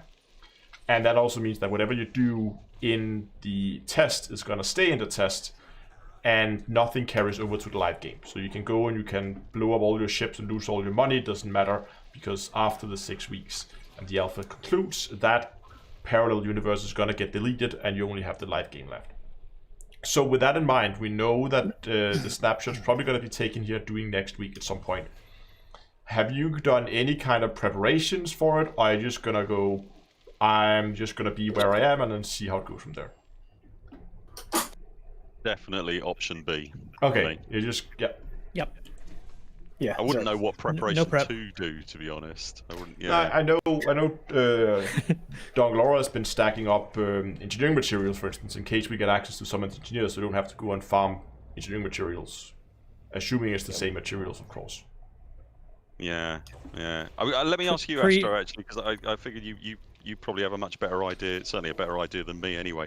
Do you think the alpha is going to be as much of the entire finished product as possible, or do you think it's going to be a very focused, right, we need them to do X, Y, Z, so we'll only give them X, Y, Z, and then in week 1 we'll only X, and in week 2 we'll give them X and Y? Do you know what I mean? Or do you think they'll just throw the door open and off you go? I would briefly, I think they're going to show, or to give us something in the beginning, but not everything. I think they're going to give us most things, but they're purposely going to leave some things out. Okay. Am I cargo hold full? Yeah, it is. No, it's not. Weird. But I think they're gonna, as we talked about, I think they're gonna release it gradually because they don't want to have people going all over the place. They want to have some focused feedback on a specific topic, and then once they kind of got that topic dialed in, then they will release things over time. I don't know if that's the case. They may just open the floodgates and everybody can just go and do their thing. Yeah, I suppose one of the problems with Elite is that you can go anywhere. So that I guess I was curious just because you can go anywhere, people will go anywhere, and then you might end up in a situation where no one's testing anything really because we're all kind of all over the place, sort of thing. So yeah, I wonder exactly. if they'd sort of restrict us to a planet or a number of planets. You know, like the original alpha and beta tests when they came out when the game first launched. I think you had like 2 or 3 star systems or something like that. It was really, really small, and then they sort of slowly expanded the bubble. I wondered if they'd sort of do something like that, or yeah, or maybe they're just gonna say, even though credit has very little meaning in in Odyssey, or the alpha, sorry. Maybe they're gonna go and say, hey, these specific type of missions are for the next week gonna pay 10 times the payout on the alpha server. okay. Encourage people to go pick up these things so they can progress quicker in the game or something like that. Or maybe they're gonna give more engineering materials than they usually would, so that encourages people to go and do that. So it's not like a 6-7 hour grind to go and engineer one module. Sure. Okay, yeah. I would be less likely to believe that they're going to gate content by sort of location, like you have to be in these 3 systems in the alpha. Mm-hmm. I would be more likely to believe that you could do whatever you want anywhere in the bubble, but they're going to gate, maybe gate like, hey, for the next 2-3 days, this phase of alpha, we're testing, the mission system. For the next 2-3 days, we're going to be testing exobotany. For the next 2-3 days, we're going to be testing like more. And I'm not saying that I think that this is going to happen. I'm just saying I think it's more likely that they would gate it based on the content loops than they would based on locations. Okay. Yeah. Okay. Makes sense. Yeah, I think that feels I good. think, haven't they actually said on stream as well that they're going to be doing it in phases? They said like phase feature. So we kind of know that's coming. I don't imagine they'd change locations, because otherwise they'd have to move people from all over the galaxy into a couple of systems. And I just don't see Frontier. sure. So you think they are gating content in the beginning? Sort of Immediately. what I find interesting and am curious about more so is the fact that they've said that the alpha starts March 29th and it's going to be a 6-month period. So that means it's going to end 6 weeks. Like May or 6 weeks. Sorry, I said month. Yeah, 6-week period.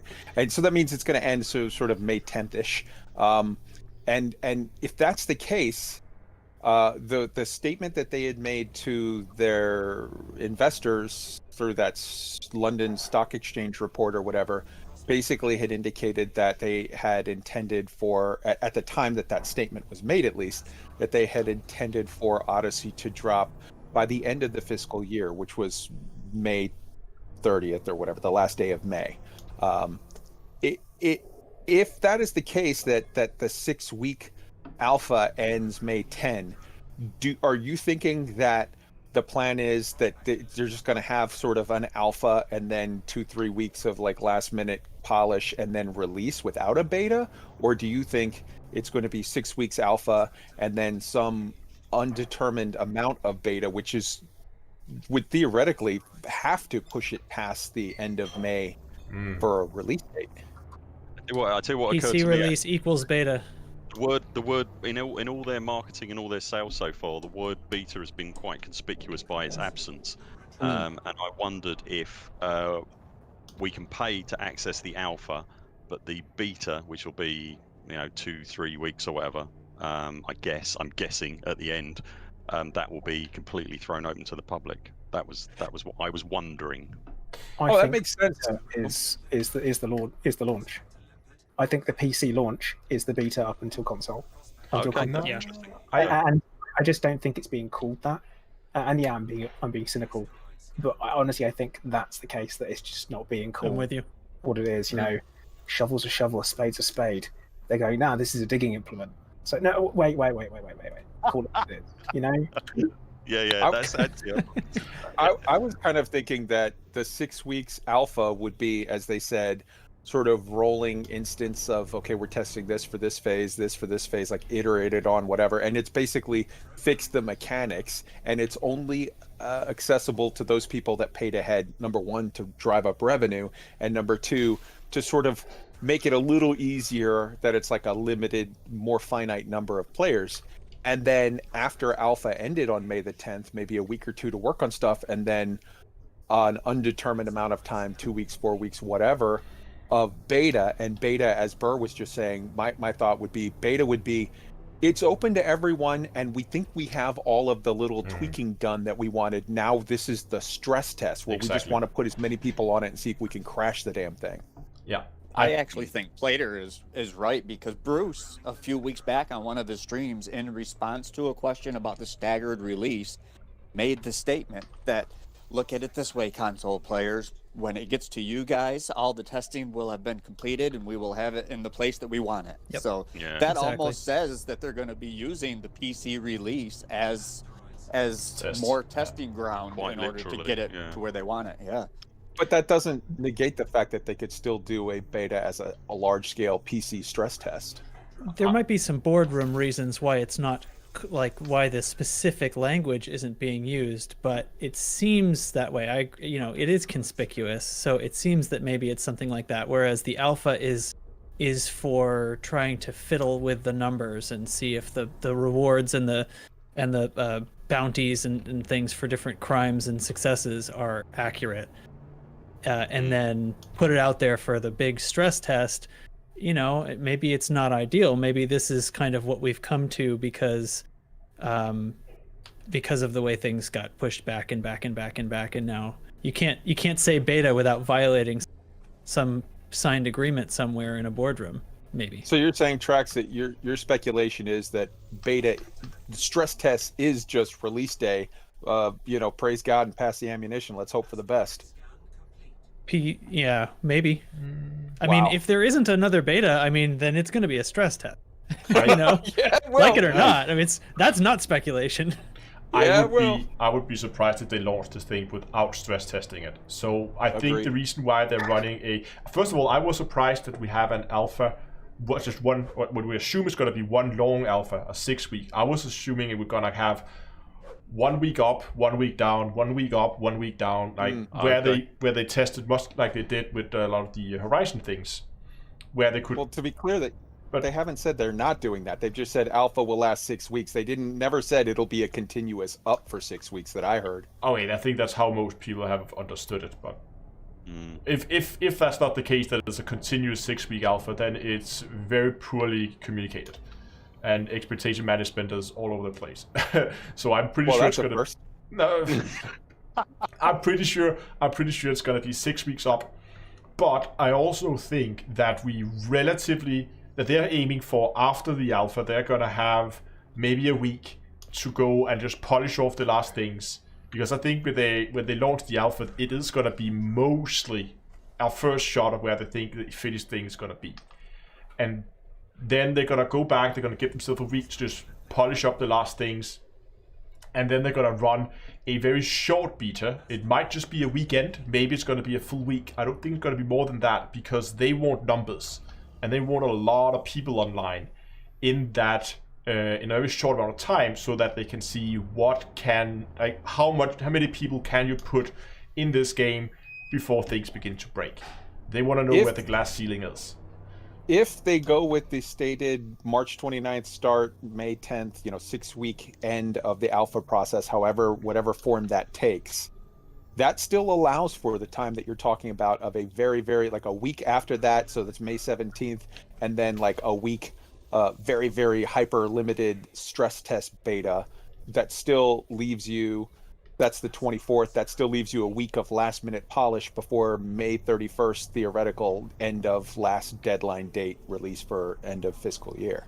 That still does fit your theory there. Yeah, I think they could just squeeze it in if they really wanted to. I would be really surprised. Don't, that's kind of crazy. And I think the reason to the question of why this is an alpha and not a beta, I think a lot of it is that people have been so used to betas being free, and then like, why all of a sudden am I gonna be paying for a beta when in the past they were free? So I think it's part of it, but it may also be because if you sell exclusive access to, and they call it a beta, and they are planning to do that large scale thing later, then all of a sudden, hey, by the way, now the alpha is free for everybody, and then the people who pay for it, there will probably be some of those like, dude, what? You said that there was a paid thing, and now all of a sudden you're opening it up to everybody. And yeah, I'll guarantee you there's some people that are going to be mad about that if they do it. So that's why I think alpha is paid content. This is where they iron out all the bugs. Then there's going to be an extremely short beta where they're going to stress test the game, and they're going to see where the servers break. And I mean, it's the same thing they did. It's the same thing they did with Fleet Carriers, just under a different name. Fleet Carriers, they had the first beta, which in this case would be like this, was, hey, let's fix the numbers, let's tweak the loops, let's get the stuff locked in, the mechanics. And then they did a one after that, the second beta or whatever, where they brought in all of the consoles, they brought it into as many people as possible, and they were like, let's just see if we can crash stuff. Yeah, I think that's how they're gonna. I might be wrong, but that's just how I would do it. As the last step would be, let's crash this thing. Let's see how much it can take. Well, because here's the deal. Yeah, as Trax pointed out, you're gonna have a stress test no matter what you do. The question is, do you do the stress test under the label of beta, where no one's gonna get mad, or do you do the stress test under the label of, for some reason, I'm an idiot who has ignored all of MMOs throughout the history of time and booked a week paid time off on the date that you told me it was gonna be live, and now I'm complaining because the servers crashed. Duh, it happens every time. We all know what the right answer to that is, and so I think if they turn out to have chosen the wrong answer, it wasn't anybody on the coding team, and it wasn't anybody on the CM team. It was somebody else with a checkbook that made that choice. Yeah, 100%.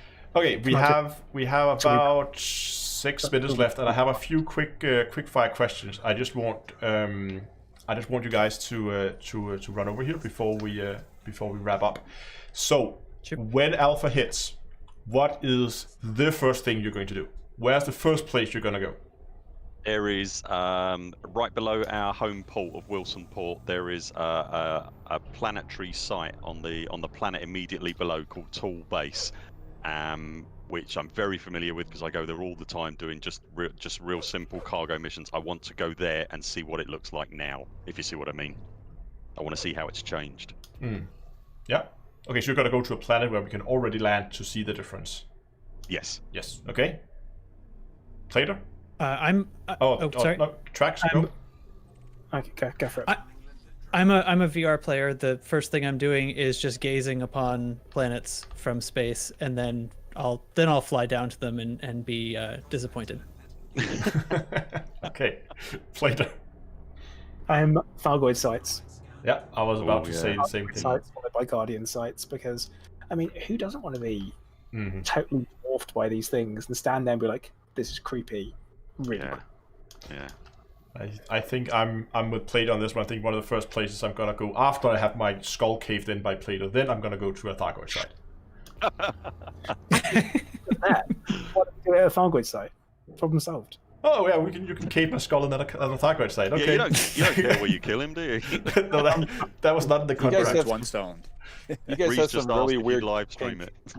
Yes. Yeah, it's gotta be live streamed, of course.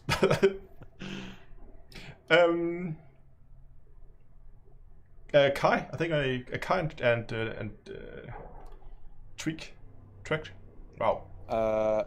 I'm gonna go to Dab's Hope, followed by the Inra base, and be disappointed by neither one of them having functioning doors. Got it. First thing I would do if I had access to the alpha would be go to the main station in our home system and have a squad meetup on foot. Oh my god, that's just going to be unbelievable. Yeah. It should be stated, just by in case anybody isn't aware, if they don't know Tweak. Tweak is an Xbox player, so that's hence his statement of, if I did have access, it would be this. Right. That will be the first thing I do when I get access to Odyssey. But yeah, I'll be watching and living vicariously through all of you. So No, He'll be enjoying his Michael Collins moment. Yeah. Okay, then final thing, is there anything else that you are specifically looking forward to? Like, what do you want to, after you've seen the sites, most of it seems to be sightseeing. So what will be one of the first game mechanics you want to go and test out after we've done all the sightseeing? Let's do it in the opposite order. Tweaked? Oh, for sure, I'm going to a settlement and getting in a big shootout somewhere. Got it. Kai? One of the things I'm most interested to see after it actually goes out is with FPS games as they exist now, it's sort of a readily accepted idea in the community that keyboard and mouse has a massive advantage over console, controller players. And for that reason, most controller players in a lot of FPS games, they add like some aim assist mechanism for controller players. I'm very curious to see if Frontier has embraced that, or if they're just going to sort of have it be, or maybe I'm wrong. Maybe that the supposition is wrong, and that with how they are doing their mechanics of FPS, controller players will not be at a disadvantage. But I'm very much interested to see how that interplay of keyboard and mouse versus controller players is going to play out in the FPS. Got it. Tracks? This is a little bit unstarry-eyed, but I'm planning on messing with controls a little bit in that same vein. Figure out if I'm going to be happier with a mouse sitting next to me on a table. Pretty sure I can do movement with my thruster buttons on my HOTAS, but yeah, we'll figure that out. And so, just true to form for Elite, we'll figure out controls before we actually play the game. Fair enough. Plater? I actually want to get out and walk around my station, Places Tyranny, and check out the social hubs. Okay, more sightseeing. Burr? A little bit of sightseeing, but also seeing what's there mission-wise, like where the missions are, what are the shops like, all that kind of stuff. I want to see what that's like, because it's going to be an important part of the gameplay. Yeah, well, I think I'm really curious to see not just we know there's a to a degree that you can do a kind of run and gun element to the first person shooter stuff, but I'm really intrigued to see what roles you can explore there. So whether there's a decent role for a sniper, whether there's a decent role for an anti-vehicle guy, that kind of thing. I'd really like to see the first person shooter side broken down into what you can actually achieve. I'm really keen to mess with that stuff, and really wants to know how the camera system is going to work. Really wants to know. Can imagine. I think the first thing I'm going to do after done my sightseeing is probably to go and begin to look at what kind of different suits are available, what kind of weapon options are there, what kind of stats do we get around them, do we have anything regarding engineering. I begin to dive into basically suit builds. How do we make suits, and how do we make how much customization do we have? with that. I think that's one I of will the be first. staring intently at your channel, waiting for you to teach me that stuff. Exactly. But with that, we actually reached the end of the notes, and we are 27 seconds over time. So I think that's gonna be it for today. Unless anyone has any closing thoughts they absolutely have to share. Guess that's a no. Okay, so huge thank you, of course. If one of you guys want to hang around and continue to stream, then you can of course do that, or whatever channel you're streaming on. But at least this concludes the quote-unquote official part of this Superfriendos live stream. So thanks a lot to the Burr Pit and Commander Burr. Thanks a lot to Loose Screw and JN Tracks. Thanks a lot to Elite Week with Kai and Tweet, and to Commander Plater for joining here today and for having a very wonderful and very hopefully entertaining chat. Thanks a lot, guys. That was really good fun. Great. Thanks, Steve. Thanks, guys. Thanks. See you guys around. Thanks for having me. All right. Okay, Discord is muted. There we go. Okay, that actually went okay after some initial initial technical problems right at the beginning of the stream. Now I've had, maybe it's because I've only half been paying attention to my mining, but I've had absolutely rotten luck with my mining today. I only made not even 100 tons of low temperature diamonds in the 2 hours I've been streaming. Probably helped if I actually paid attention. Now I need to say a huge thank you. There was a lot of donations that came in all of a sudden middle of the stream, and it looked like, I wasn't sure, but it looked like that it suddenly picked up some old donations. I'm not sure, but regardless, to all you guys who either donated during the live stream, and yes, I saw it, Dongle. Thank you. I was just, because it all came in right back to back, so I wasn't sure if it was the notification thing that bugged out or what it was. But regardless, everybody who posted or who donated or did super chat or anything during the live stream today, huge thank you to you guys. And again, sorry I can't shout you out. I can shout out the names here because Dongle did send it to me, didn't he? So we have Slim did a donation. Thank you very much, Slim. We have David. We had Chatborn, I think. Warrenstein, Iron, K, just K, Mustafa, BB, and finally we got a super chat from Mid-Island Audiology. So thanks a lot to all you guys for either the donations or the super chat during the live stream. I really hope you enjoyed this. I'm gonna make my way back to my fleet carrier with my very limited haul. Not impressive, but I guess that's what happened when you try to both monitor show notes and try to figure out. I even mined the wrong. Did you notice that at some point? I mined the wrong the wrong deposit. I couldn't understand why the glimpses weren't picking anything up, but I was mining bromellite instead of low cherry to diamonds. But anyway, I really hope you enjoyed the live stream. Thanks a lot for watching. And next scheduled live stream is of course on Tuesday. And while I did some mining today, there's a good chance there's also going to be some mining related stuff on Tuesday, unless something else comes up I want to do instead. So, but at least Tuesday at 8 o'clock in-game time is when the next live stream is going to be, and I'll be streaming more Elite Dangerous then. And finally, just want to remind you that, of course, there is a lot of links in chat now that you should go and take a look at. You can first find links for the Commander's Toolbox, where you have all your tools and guides that you need for Elite Dangerous. You can also follow me on various social media, like there's some Instagram, Facebook pages if you're interested in that. If you want to donate to the channel, you can do that at tip.d2a.com. If you want to get yourself some merchandise, maybe you want to get yourself like actually let's just move over to this camera instead. Maybe you want to get yourself like a cool t-shirt like this one, or maybe the new D2A North Star mug that's been added. That would be great. You can find that at d2astore.com. And finally, of course, if you want to join, Patreon. Yes, you can join. You can support the channel on Patreon as well. You can find that at patreon.d2a.com. And if you want to join the channel's community, then you can do that on Discord, and you can find the Discord server at discord.d2a.com. Once again, thanks so much for watching, and until next time, I will see you guys in space.